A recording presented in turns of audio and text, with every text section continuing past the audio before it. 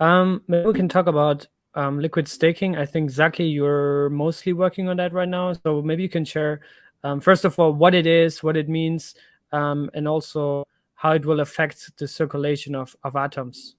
Yeah. So, in many ways, I'd say in most ways, like essentially every proof of stake implementation is to some degree or another inspired by the proof of stake implementation that we built for the CØSMOS SDK all the way back in 2018. And the core idea is basically you lock up tokens, you get rewards that are distributed in consensus as part of the state machine for regulatory reasons that we have actually panned out. And validators are the validator set is selected by the people who have the most delegations. Frankly, we did not anticipate the rapid rise of exchange-based staking. We thought it would be a far more regulated activity and that exchanges would be concerned about becoming block producers, and that turned out to be just not a thing. And so instead, if you look at any well-integrated proof of stake chain, now the dominant validators, and all of them are frequently centralized exchanges. And so this is a problem for two reasons.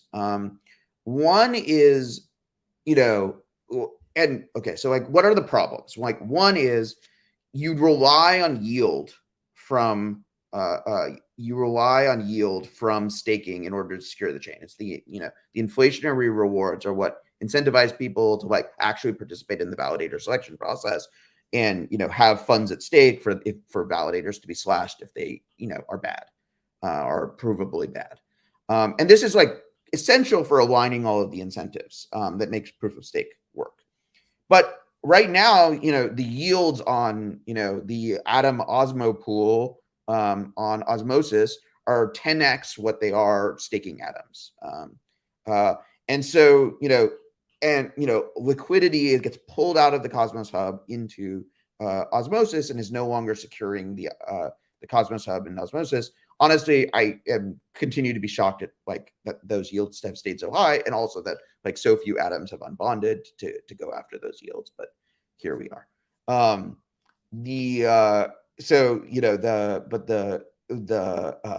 The pressure on proof of stake yields will increase. And again, in the sense of we thought about this before everyone else thought about this. We put in this mechanism into the CØSMOS hub to automatically increase the yield if the staking fell down, because we were like, oh, there will be something else when we release IBC that people will want to put their atoms into, and then they won't want to stake their atoms anymore. And we would better have the yields go up automatically. So, we already saw this, long before Tarun wrote a very lovely paper mathematically modeling this, and implemented a countermeasure to it, way back in the day. So that is a summary of kind of what the state of play is right now. The future, as we expect more and more atom holders to be yield seeking, we want them to secure the CØSMOS hub, but also be able to seek yield. And this is good for two reasons. One is they probably will have better opportunity. So there's a bunch of things that there are a bunch of instabilities around the way proof of stake is currently sort of running on the CØSMOS hub.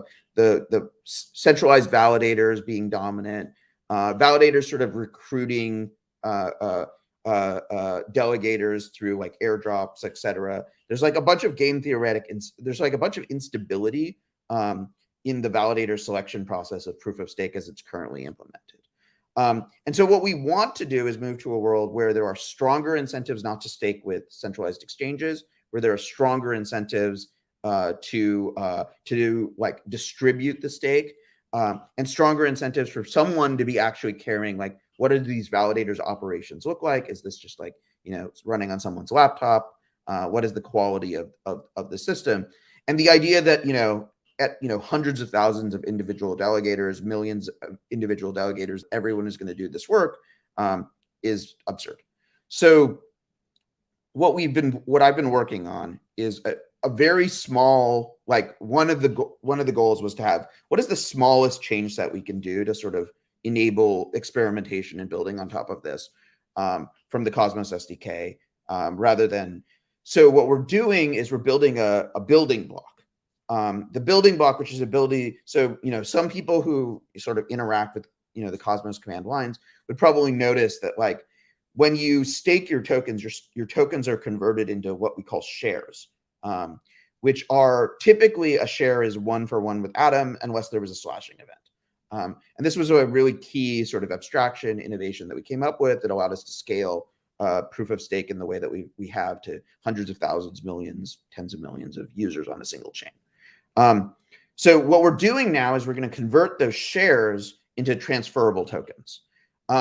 But the thing that you convert from is going to be mostly useless. Like, you're not going to be able to have like an osmosis pool of the like immediate asset because there's not going to be a large enough fungible set. People could use it OTC, but you're going to have this like semi-fungible token that like is created by converting your shares to your shares to a pool. But what you can do then is you can have DAOs that consume those pools, that consume those assets, and issue a fungible staking token.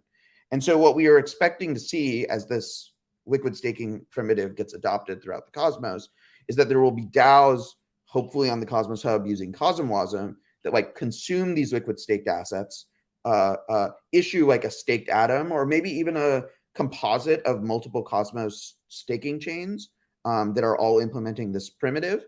And like those assets then are what trades on osmosis. You can put them into yield farms, you can put them into lending protocols, etc. And like this becomes like essentially the way atoms sort of bootstrap a much bigger money layer based on proof of stake and consensus security for the entire ecosystem.